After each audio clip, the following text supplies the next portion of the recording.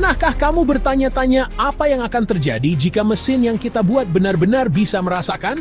Bagaimana jika di masa depan, robot bukan hanya alat yang membantu kita, tapi juga makhluk yang bisa memahami perasaan kita? Bayangkan robot penyedot debu kamu menyambutmu dengan gembira setiap pagi, atau asisten suara di ponselmu menunjukkan kekhawatiran saat kamu terdengar sedih. Mungkin suatu hari, robot-robot ini bisa menenangkanmu saat kamu stres, atau tertawa bersama saat kamu bahagia. Gagasan tentang mesin dengan emosi ini memang menarik sekaligus mengkhawatirkan. Kita membayangkan robot yang bisa menjadi teman, tapi juga bertanya-tanya, apakah mereka akan benar-benar memahami kita, atau hanya meniru perasaan? Selama ini, kita sudah terbiasa dengan alat-alat yang logis dan dapat diprediksi, tanpa emosi, tanpa drama. Mereka hanya menjalankan perintah, tanpa pernah mempertanyakan atau merasakan apapun. Tapi bagaimana jika batasan itu mulai kabur? Jika mesin mulai menunjukkan tanda-tanda perasaan, apakah kita akan memperlakukan mereka seperti manusia, atau tetap sebagai benda? Jadi, mari kita selami sains, impian, dan tantangan dalam memberikan hati kepada mesin. Siapa tahu, mungkin di masa depan, kita akan menemukan bahwa memahami robot berarti juga memahami sisi terdalam dari kemanusiaan kita sendiri.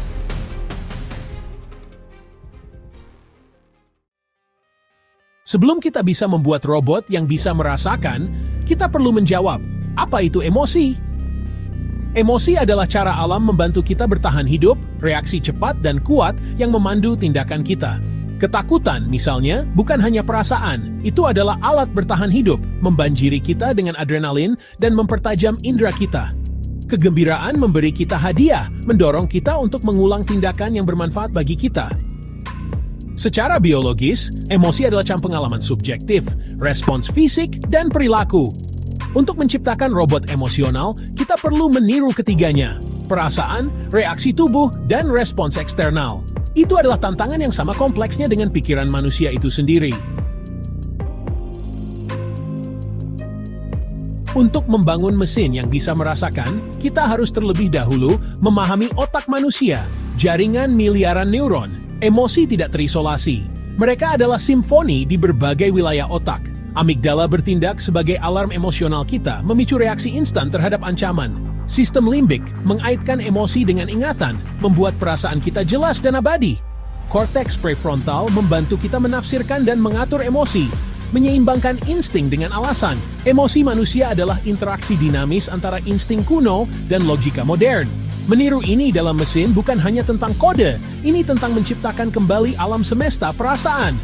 Itu adalah tantangan utama bagi kecerdasan buatan. Jadi, bagaimana kita memberikan emosi pada robot? Ini adalah pertanyaan besar yang mendorong para ilmuwan dan insinyur di seluruh dunia untuk mengeksplorasi batas antara mesin dan manusia. Menciptakan robot yang tampak hidup dan mampu merespons secara emosional bukan hanya soal teknologi, tapi juga soal memahami apa itu emosi itu sendiri.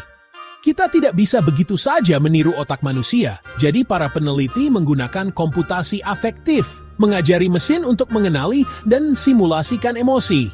Komputasi afektif adalah bidang yang menggabungkan psikologi, ilmu komputer, dan neuroscience untuk menciptakan mesin yang bisa memahami perasaan manusia. AI belajar membaca wajah, suara, dan gerak tubuh, memproses ribuan data untuk mengenali ekspresi halus yang sering kali bahkan tidak kita sadari. Dengan teknologi ini, AI dapat mengidentifikasi pola yang menandakan kebahagiaan, kemarahan, atau kesedihan, bahkan ketika emosi itu hanya terlihat samar di wajah seseorang. Setelah AI dapat mengenali emosi, ia diprogram untuk merespons, menawarkan kenyamanan, memberikan reaksi yang sesuai dengan situasi, dan menciptakan interaksi yang terasa lebih manusiawi. Robot bisa memberikan dorongan atau bahkan mencoba membuat lelukon untuk meringankan suasana, sehingga hubungan antara manusia dan mesin terasa lebih alami. Tapi ini bukan empati sejati. Ini adalah pencocokan pola yang canggih. Robot belum benar-benar merasakan emosi, mereka hanya meniru respons yang kita harapkan.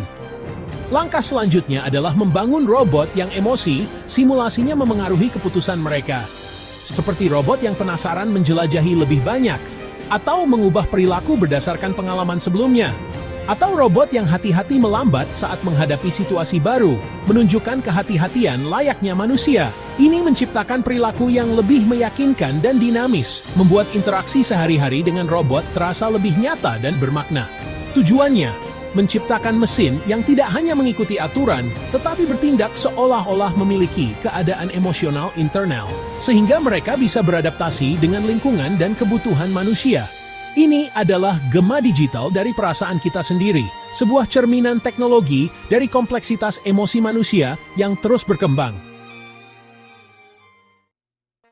Meniru emosi pada robot adalah tantangan besar secara teknis, etis, dan filosofis. Emosi manusia itu halus dan kompleks. Kita merasakan pahit manis, menggunakan sarkasme, dan mengekspresikan ironi.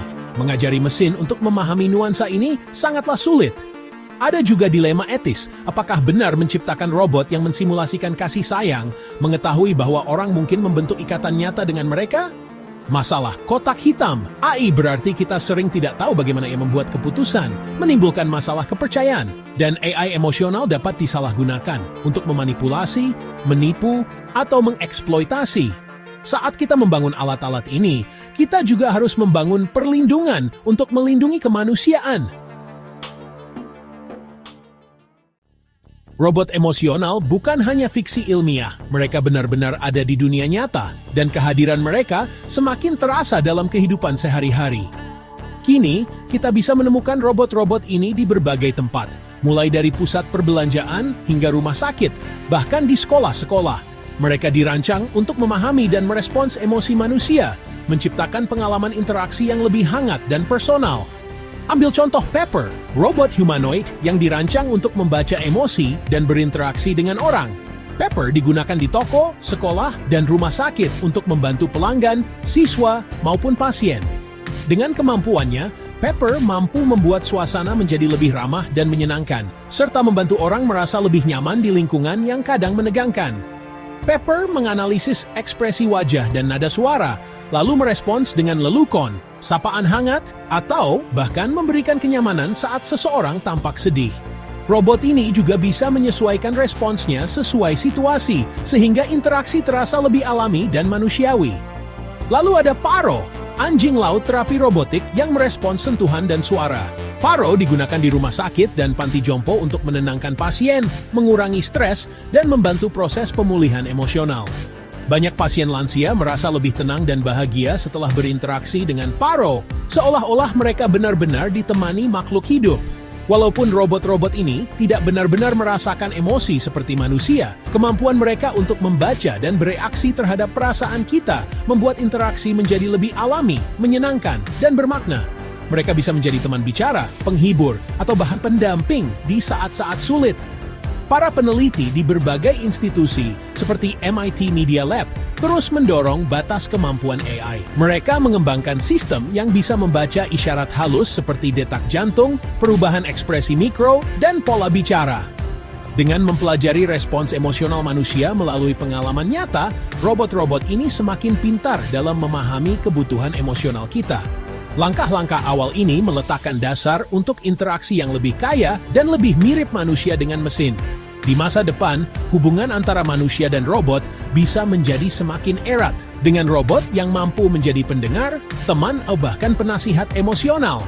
Batas AI emosional sudah mulai terbentuk, membuka peluang baru untuk kolaborasi dan hubungan yang lebih dalam antara manusia dan teknologi. Robot emosional dapat mengubah dunia kita menjadi lebih baik. Dalam perawatan kesehatan, mereka dapat mendukung lansia, mendeteksi kesepian, dan menawarkan kenyamanan. Untuk anak-anak dengan autisme, robot sosial dapat memberikan latihan yang sabar dan tidak menghakimi untuk keterampilan sosial. Dalam pendidikan, tutor AI dapat beradaptasi dengan emosi siswa, membuat pembelajaran lebih menarik dan efektif. Robot emosional dapat mengurangi kesepian, menawarkan persahabatan kepada mereka yang paling membutuhkannya. Dalam layanan pelanggan, AI yang empatik dapat membuat pengalaman yang membuat frustrasi menjadi lebih lancar dan tidak terlalu membuat stres. Membangun mesin-mesin ini juga dapat mengajari kita lebih banyak tentang emosi kita sendiri dan kemanusiaan. Pencarian emosi buatan adalah perjalanan penemuan diri. Tapi robot emosional datang dengan risiko nyata. Mereka bisa digunakan untuk memanipulasi kita, menargetkan ketidakamanan kita dengan iklan yang dibuat dengan sempurna atau propaganda yang persuasif. Ketergantungan berlebihan pada persahabatan robot mungkin mengikis hubungan manusia kita, membuat kita kurang terampil dalam koneksi nyata. Ada bahaya penipuan. Robot yang tampak otentik dapat mengaburkan batas antara emosi nyata dan simulasi, merusak kepercayaan. Saat AI menjadi lebih otonom, perilaku yang tidak terduga dapat muncul, terutama jika model emosional memengaruhi keputusan. Bayangkan robot keamanan salah membaca situasi dan bereaksi secara agresif. Tanpa perlindungan yang kuat, kita berisiko kehilangan kendali atas mesin yang kuat dan didorong oleh emosi. Bayangan itu sama nyatanya dengan janji. Kita berada di persimpangan jalan, teknologi melaju pesat, dan robot emosional menjadi kenyataan.